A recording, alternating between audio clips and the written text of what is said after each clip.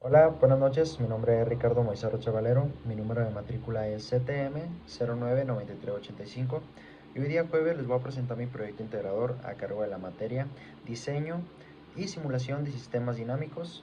Así que vamos a comenzar. En este video estaré respondiendo algunas preguntas, así que vamos a darle inicio a cada una de ellas. Como primera pregunta tenemos ¿cuáles son las diferencias entre las variables conocidas y las no conocidas? Las variables conocidas son aquellas cuyo valor se puede medir, imponer o controlar directamente. No dependen del sistema, sino del entorno o del usuario. Un ejemplo de ello sería la fuerza aplicada, el voltaje de entrada, temperatura externa o flujo de entrada. Las no conocidas son aquellas cuyo valor depende del comportamiento del sistema y se determinan a partir de las ecuaciones del modelo. Un ejemplo de ello sería la posición, velocidad, corriente, presión interna. En resumen, las conocidas son impuestas o medidas y las no conocidas son calculadas o resultantes del modelo. Como siguiente pregunta sería explicar la principal función de la singularidad estructural.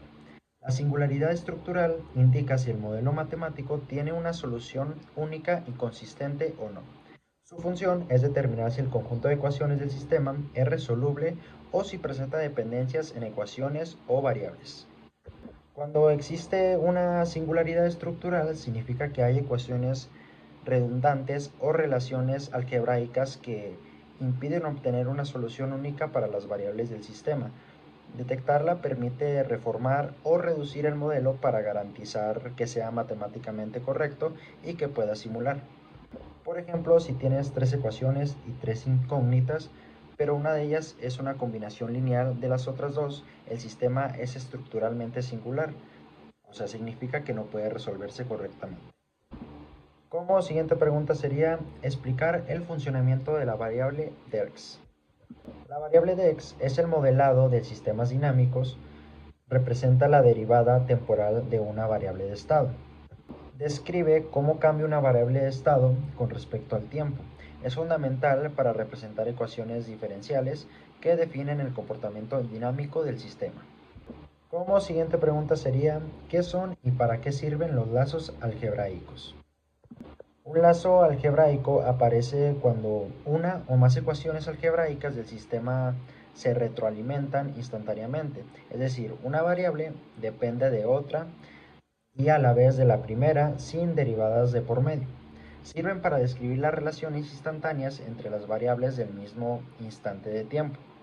El problema que generan los lazos algebraicos dificultan la simulación porque el sistema debe resolverse simultáneamente todas las ecuaciones para encontrar las variables consistentes.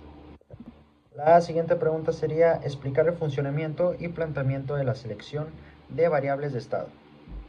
Las variables de estado son aquellas que contienen la información necesaria para describir la evolución del sistema de tiempo.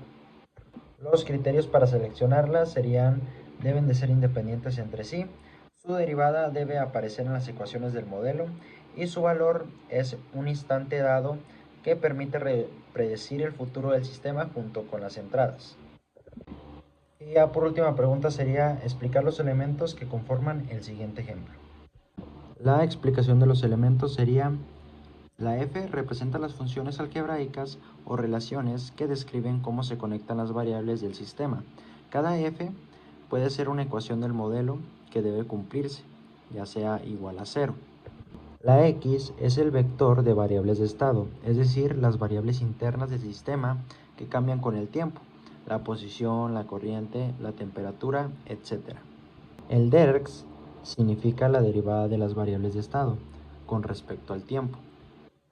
U1 y U2 son las variables de entrada o de control, datos externos que afectan al sistema, como fuerzas, voltaje, flujos, etc.